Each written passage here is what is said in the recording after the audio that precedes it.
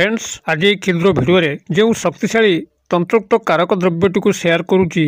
आपण मैंने जेबेठारु मध्य धारण करेंगे सेबेठारु आपण भितर एक विशेष भाइब्रेशन सृष्टि होगापी लगे निजको खूब शक्तिवान मन करने सह आपण चतुर्पार्श्व एक सुरक्षा बलयर सृष्टि हो पार माता लक्ष्मीकर जो भाव में तीव्र आकर्षण घटिकी आपण धन धान्य उन्नति करेंगे से भाव में आपणकर बाह्य शत्रु जो मैंने अच्छा दुष्ट तांत्रिक वर्ग किंबा से क्रूर ग्रह चक्र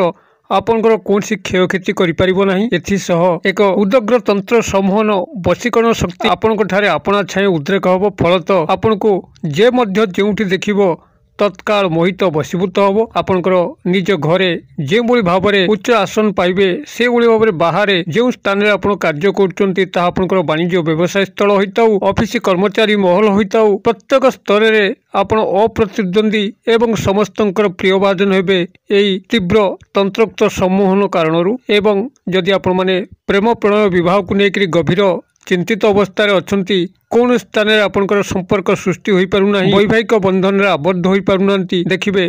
तत्काल से सबुरे आपन को तीव्र सफलता प्राप्त हो चाकरी कर्म निजुक्तिर संधान में थिले कर्म निजुक्तिर पंथा निश्चित भाव में उन्मोचन होब आपण केउठी ना केउ संस्थारे चाकरी पाइजिबे अथवा वाणिज्य व्यवसाय स्थल रे बसी लाभवान होपे चाहूतिले आपनकर ग्राहकंकर संख्या बढ़ी बढ़ी चलिबो आपण जेउ भली मध्य व्यवसाय संस्था करिथांतु से संस्था रे आपण लाभवान होई परिबे जदि कोन स्थान रे आपनकर ऋण करज अछि आदौ सुझी पारुनांती से सब आपनकर सुझी होई जिवो पैसा पत्र कोडी फसिकी रहितिले ताहा मध्य आपनकर पुनरुद्धार हो जिवो एक एभली चमत्कार तंत्रोक्त शक्तिशाली द्रव्य केवल पाखरे रखिबा ही यथेष्ट तेबे एई द्रव्यर संधान आपनकर आखपाखरु समस्ते पाई परिबे जेहेतु एही द्रव्यटी समस्तंकर आखपाखरे सहजरे मिली थाए केवल एथिपई जो ज्ञानर आवश्यक ताकू एई क्षुद्राति क्षुद्र भिडियो रे आपनकर सह शेयर करूची मात्र केते मिनिट रो भिडियो जदि आपण संपूर्ण भाबे देखि नउचंती तेबे जानंतु आपनकर भाग्य निश्चित भाव में बदली जिवो तेबे एई गुरुत्वपूर्ण तथ्यटी को आपण मानक आगे उपस्थापन करिया पूर्व क्षुद्र निवेदन जदि आपण आज प्रथम बार करके चैनल रे पाद दैचंती एवं एई भली कंटेंट रे आपनकर रुचि रहउची तेबे चैनल कड़े थिबा लाल कलर रो सब्सक्राइब बटन नु क्लिक करी बेल आइकन नु क्लिक करी एवं ऑल नोटिफिकेशन पर क्लिक करी चैनल टी को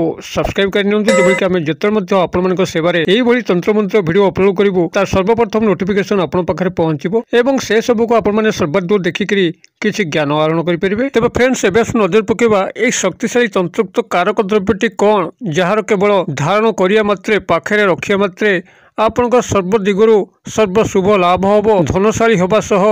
यार भाइब्रेशन फल निजको खूब शक्तिवान मन करेंगे एवं आपंकर एक सुरक्षा बल सृष्टि होब शत्रु हूँ दुष्ट तांत्रिक हूँ खल प्रकृति दुर्जन व्यक्ति हूँ समस्ते आपण योजन योजन दूर रे कौन क्रूर ग्रह चक्र जेभली कि शनि राहु केतु मंगल एमाने आपंकर कौन क्षयक्षति करें ना एवं जदि प्रेम प्रणय विवाह को लेकर गभीर चिंताहत अवस्था अच्छा आदौ आपंकर कौन स्थान में संपर्क टी सृष्टि हो पारना वैवाहिक बंधन आपंकर सृष्टि हो पारना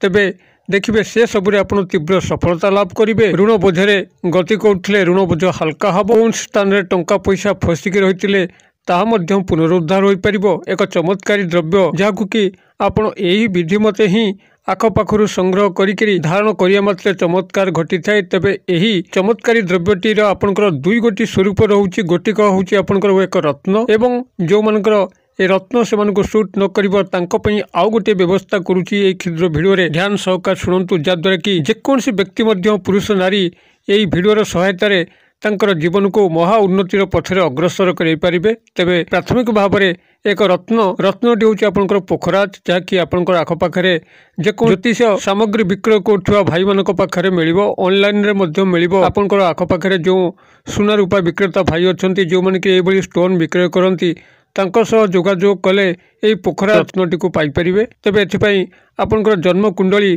पाखे ज्योतिष मानू देखईदवा आवश्यक पोखराज रत्न आपंकर जन्म कुंडली रे सुहाउची कि नहीं यह चेक करे नवा भल कारण पोखराज रत्न समस्त को सुहाए ना जदि आपन को सुहाउथिबो तेबे पोखराज रत्नटी को पाखुर संग्रह करिकिरी ताको विधि मते ही धारण कर अच्छी पूजार्चना पर एवं जेकोसी गुरुवार दिन मुद्रिका हिसाब से हो कि जेकोसी रूपांतर हो धारण कर अच्छी पोखराज रत्नटी आपंकर गुरुग्रह बृहस्पति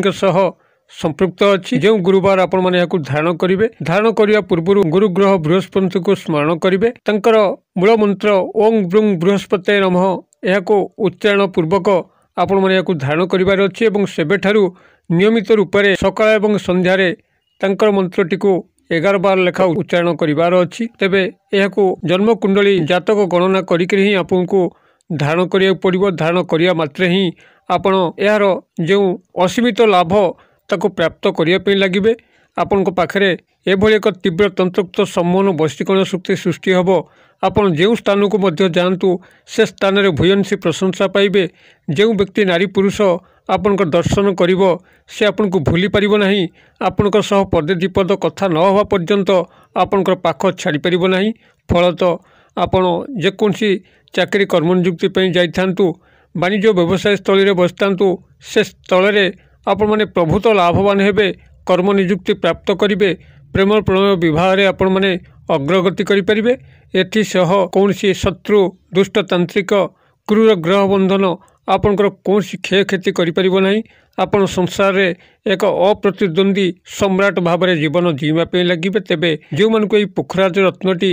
ନ ସୁହାଇବ, ଜନ୍ମକୁଣ୍ଡଳୀରେ ତାଙ୍କର ମ୍ୟାଚ୍ ନ ହେବ, ତେବେ ତାଙ୍କ ପାଇଁ ଏକ ବିକଳ୍ପ ପନ୍ଥା ଏଠି କହୁଛି। ଧ୍ୟାନ ସହକାର ଶୁଣନ୍ତୁ କ'ଣ କରିବେ। ପ୍ରାଥମିକ ଭାବରେ ସେହି ଗୁରୁବାର ଦିନ, ଯେଉଁ ଗୁରୁବାର ଦିନ ଏହି ପୋଖରାଜ ରତ୍ନଟିକୁ ଆପଣ ଧାରଣ କରିବା କଥା, ଯଦି ତାହା ଆପଣଙ୍କୁ ନ ସୁହାଇଲା, ସେହି ଗୁରୁବାର ଦିନ ଆପଣ ଏକ ହଳଦିଆ କପଡ଼ାକୁ ସଂଗ୍ରହ କରିବେ ଏବଂ ତା ଦେହରେ ଗୋଟିଏ କିମ୍ବା 2 ଗୋଟି ହଳଦୀ ଗଣ୍ଠି, ଯାହାକି ଆପଣଙ୍କର ତେଜରାତି ଦୋକାନରେ ମିଳିବ, ପୁଟୁଳି ବଣିଆ ପନ୍ସାରୀ ଭାଇ ଦୋକାନରେ ମିଳିବ, ଅକ୍ଷତଃ ଗୋଟିଏ କିମ୍ବା 2 ଗୋଟି ହଳଦୀ ଗଣ୍ଠିକୁ ସଂଗ୍ରହ କରିବେ ଏବଂ ସଂଗ୍ରହ କରିକି ସେହି ଗୁରୁବାର ଦିନ ଗୁରୁଗ୍ରହ ବୃହସ୍ପତିଙ୍କ ସ୍ମରଣାର୍ଥେ ସେହି ହଳଦିଆ କପଡ଼ା ଉପରେ ରଖିକିରି ପୂଜାର୍ଚ୍ଚନା କରିକିରି ତାକୁ ଗୋଟିଏ ଭଲକରି ଗଣ୍ଠି ପକାଇଦେବେ ଏବଂ ଏହାକୁ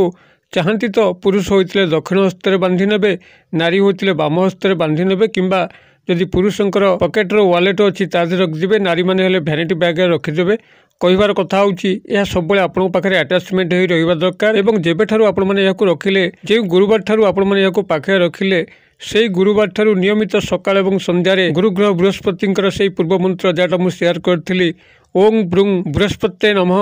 ଏହାକୁ 11 ବାର ଲେଖା ଉଚ୍ଚାରଣ କରିବାର ଅଛି। କାୟ ମନୋବାକ୍ୟରେ ଗୁରୁଗ୍ରହ ବୃହସ୍ପତିଙ୍କୁ ଧ୍ୟାନ କରିବାର ଅଛି। ସମାନ ଚମତ୍କାର ଫଳ ଆପଣମାନେ ପାଇବେ। ପୋଖରାଜ ରତ୍ନ ଧାରଣ କରିବାରେ ଯେତିକି ଫଳ ମିଳିଥାଏ, ଏହି ହଳଦିଆ କପଡ଼ାରେ ହଳଦୀ ଖଣ୍ଡି ରଖିକି ତାକୁ ବ୍ୟବହାର କଲେ ମଧ୍ୟ